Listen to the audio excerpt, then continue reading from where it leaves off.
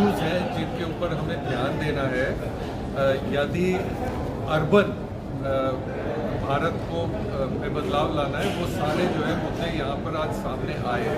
और उसके अलावा एक बहुत बड़ी बात ये हुई है कि हम लोग जिस तरह के सेटलमेंट्स हैं उनमें को किस प्रकार से डिज़ाइन कर सकते हैं जिससे कि न केवल रहन सहन में इम्प्रूवमेंट हो, बल्कि यदि आप पर्यावरण की दृष्टि से देखें, यदि आप क्लाइमेट की तरफ दृष्टि से देखें, तो उनमें ऊर्जा का जो है प्रबंधन इस तरह से हो कि पृथ्वी पर बुरा असर ना पड़े, कार्बन डाइऑक्साइड इमिशन वगैरह रुके। और जैसा कि कुछ वक्ताओं ने बोला, हम लोग अपनी सिटीज़ को इस तरह से डिज़ाइन करें जिस तरह से प्रकृति यदि शहर बनाना चाहे तो वो बनाएं, ना कि हम एक बहुत ही टेक्नोलॉजी ड्रिवन या कमर्शियल अप्रोच से जो है अपने सिटीज़ को बनाएं। और हमें उम्मीद है कि ये जो कैंपेन है ऑल्ट अर्बन का, ये आज का समिट तो सिर्फ एक तरह से शुरुआत है। तो हमें ये उम्मीद है कि आगे इसको और बढ़ाया जाएगा, इसमें और पार्टनर शामिल होंगे और हम लोग एक तरह से इन्फ्लुएंस कर पाएंगे अर्बन डेवलपमेंट का जो रास्ता है इंडिया में। विकसित भारत को देखते हुए 2047 तक काफ़ी बदलाव जो है वो अर्बन सिटीज में आएगा। कंस्ट्रक्शन की बात हम जहाँ करते हैं तो बदलाव तो बहुत आ गए हैं जैसे भी करते हैं, लेकिन इन्वायरमेंटल की बिल्डिंग कंस्ट्रक्शन की बात करते हैं तो कहीं ना कहीं बहुत खर्चे तो कम हो गए हैं कंस्ट्रक्शन में, लेकिन वो लोगों की पहुँच में बहुत दूर होते जा रहे हैं। क्यों? आपने बिल्कुल सही बोला। यदि मैं जो नए प्रोजेक्ट्स हो रहे हैं, चाहे वो हाउसिंग के हो, चाहे वो दफ्तर के हो, उसमें प्रॉफिट मोटिव बहुत ज़्यादा महत्वपूर्ण हो गया है। और उसका जो भार है वो न केवल साधारण आदमी पर पड़ता है, बल्कि और तरह से भी जो है वो प्रॉब्लमेटिक हो गया है। उदाहरण के तौर पर यदि आप स्टील और ग्लास की बिल्डिंग्स बनाएंगे तो हो सकता है आज आपको लगे कि आपके पास ज़्यादा स्क्वायर फुट उसमें से निकल आए, आप ज़्यादा स्पेस बेच सकें, लेकिन आगे चलकर जो उसमें रहने वाले लोग हैं उनको वो बिल्डिंग्स इतनी गर्म हो जाती है कि उनको एयर कंडीशनिंग वगैरह पर हमारा अनुमान है 25 से 30% तक ज़्यादा खर्च करना पड़ता है। और न केवल उनको नुकसान होता है बल्कि पूरे पर्यावरण को नुकसान होता है, क्योंकि जितनी आप ऊर्जा ज़्यादा खर्च करेंगे उतना ज़्यादा कार्बन डाइऑक्साइड इमिट होगा, क्लाइमेट चेंज भी उतना ही होगा।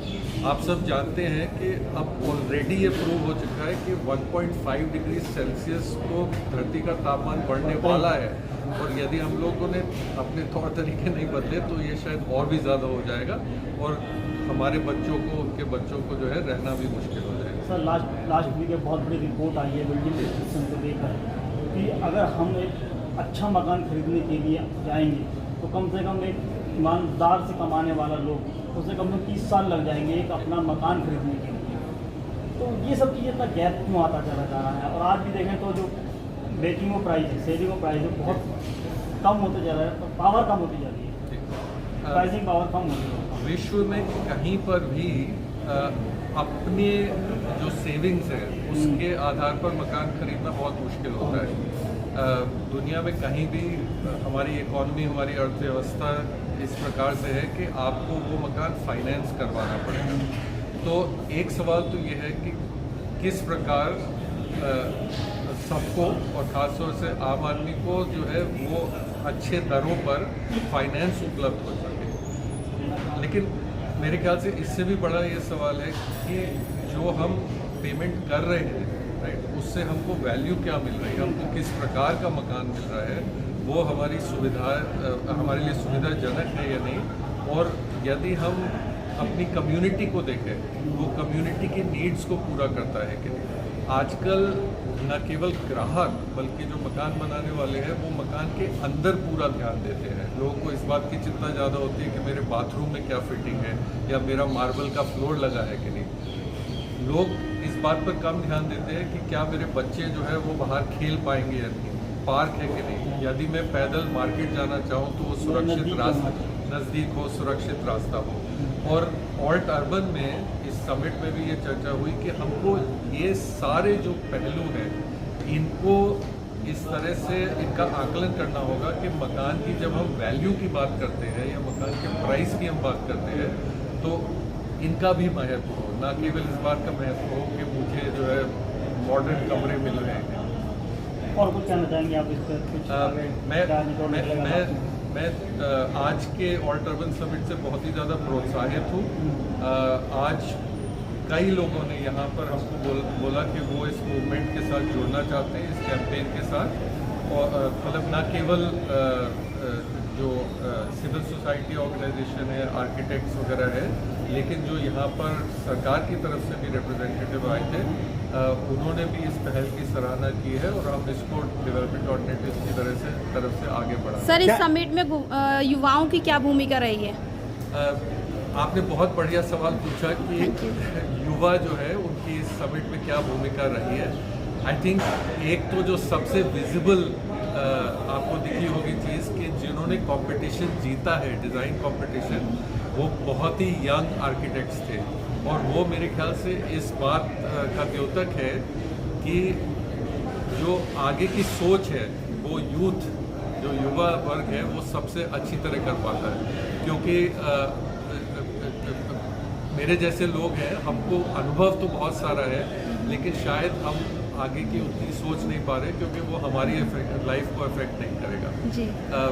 ये जो मूवमेंट है ऑल्ट अर्बन का, मतलब हमारी सिटीज़ को, हमारे शहरों को नए तरीके से बनाने का, उसमें हमारे ऑर्गेनाइजेशन। सर, आज एक बहुत बड़े इनिशिएटिव लिया है कि अर्बन डेवलपमेंट समिट पर डेवलपमेंट के ऊपर जो एक समिट हुआ है उसको एक निचोड़ क्या निकला होगा सर? क्या कह सकते हैं कि हमें इनिशिएटिव किस तरीके से डेवलपमेंट करना चाहिए, लोगों तक पहुँचे हो?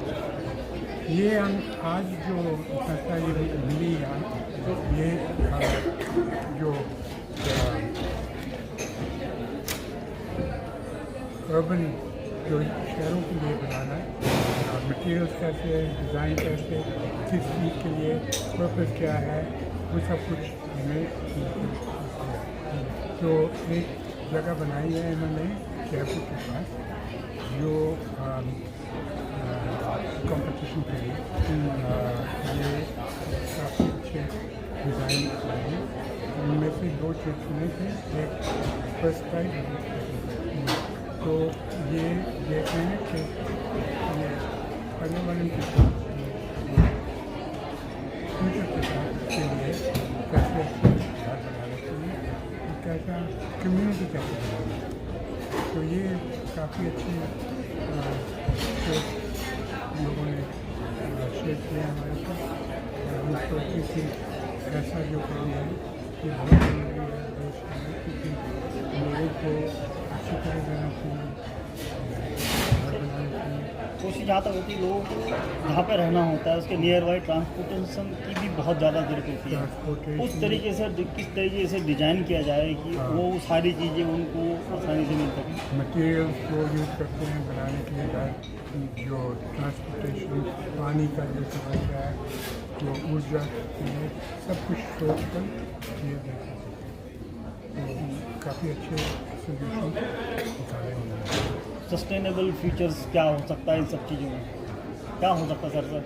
अब जो है जो बिल्डिंग कंस्ट्रक्शंस होती हैं, हाँ, वो सस्टेनेबल किस तरीके से रहती है, लोगों तक किस तरीके से, जो आम लोगों तक अफोर्डेबल में मिल जाए? जो मटेरियल यूज़ करते हैं उनमें ज़्यादा ऊर्जा नहीं चाहिए। तो वो नेचुरल जो मिट्टी के घर हैं वो बना सकते हैं, तो बहुत अच्छा। तो ये नए तरीके से बनाया करते हैं, बहुत अच्छा काम कर रहे हैं। सर, हमारे पर्यावरण को देखते हुए और किस तरह के कदम उठाए जा सकते हैं जिससे कि भविष्य में हमारे पर्यावरण को और ज़्यादा नुकसान ना हो सके? पानी का जो समस्या है वो पानी पास से आना चाहिए, जो ऊर्जा चाहिए वो पास से आनी चाहिए। सोलर हो, विंड हो, गोबर गैस हो, ऐसी चीज़ें जो लोकल हो सकती तो वो बहुत अच्छा रहता है। तो इसलिए जो भी छोटी कम्युनिटी के लिए जो भी चाहिए वो आस पास होना चाहिए। Thank you.